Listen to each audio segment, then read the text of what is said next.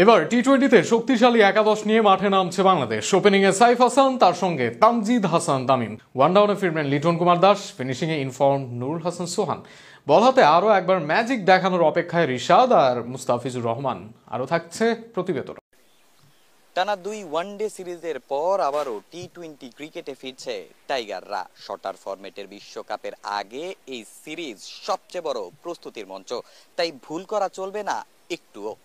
প্রায় 1 মাস পর দলে ফিরেছেন লিটন দাস, স্বস্তি ফিরেছে টাইগার ডাগআউটে। 3 নম্বরই খেলবেন টাইগার কাপ্তান, নিজেকে প্রস্তুত করেছেন ঠিক সেভাবেই। তবে কাঁধের ইনজুরি কাটিয়ে ফেরা পারভেজ জীবনের একাদশে ফেরাটা হতে পারে আরো দীর্ঘ। প্রথম ম্যাচে সাইফ হাসান এবং তানজিদ তামিমের উপরই ভরসা রাখবেন টিম ম্যানেজমেন্ট, কেননা এশিয়া কাপে পারভেজ ইমনের জায়গায় সুযোগ মিলেছিল সাইফের। এরপর তার গল্পটা কেবল সফলতার। তবে ক্যাপ্টেনের চাওয়া ডানহাতি ব্যাটার যেন ধরে রাখেন তার ধারাবাহিকতা। ব্যাটিং প্লাস বোলিংও সে কার্যকারিতা দিচ্ছে এবং ওয়ানডেতেও দেখেন যে সে বল করেছে সাকসেস এবং ব্যাটিং তো সাকসেস হচ্ছে।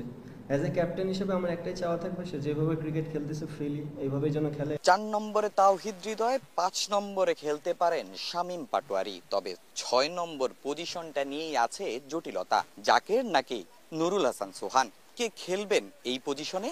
দুজনকেই এদিন অনুশীলনে দেখা গেছে বেশ সিরিয়াস, দুজনেই নেট করেছেন একসঙ্গে। প্রথম ম্যাচে 3 স্পিনারের উপরই ভরসা রাখবে টাইগার টিম ম্যানেজমেন্ট। রিশাদ নাসুমের সঙ্গে দেখা যেতে পারে Sheikh মেহেদীকে।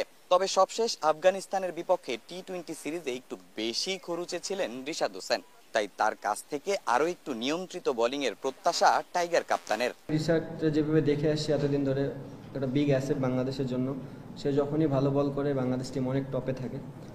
At the same time তার ব্যাটিংটাও অ্যাজ এ টিমের আমার কাছে দরকার। প্রথম ওয়ানডের মতো প্রথম টি-20তেও পেস ডিপার্টমেন্টে ভরসা থাকবে কেবল তাসকিন মুস্তাফিজের উপরে। এদিন দুজনই অনুশীলন করেছেন বেশ স্বাচ্ছন্দ্যে। এদিকে মিরপুরে ওয়ানডে সিরিজে ছিল দর্শকের খরা। কালো পিচ নিয়ে হয়েছে নানা সমালোচনা। তবে সাগরিকার এই উইকেট বলছে ভিন্ন কথা। এখানে রান হবে অনেক, দেখা যাবে 4 ছক্কার মহড়া। সেই হিসাবে বলাই যায় সাগরিকার এই গ্যালারি থাকবে দর্শকে ভরা।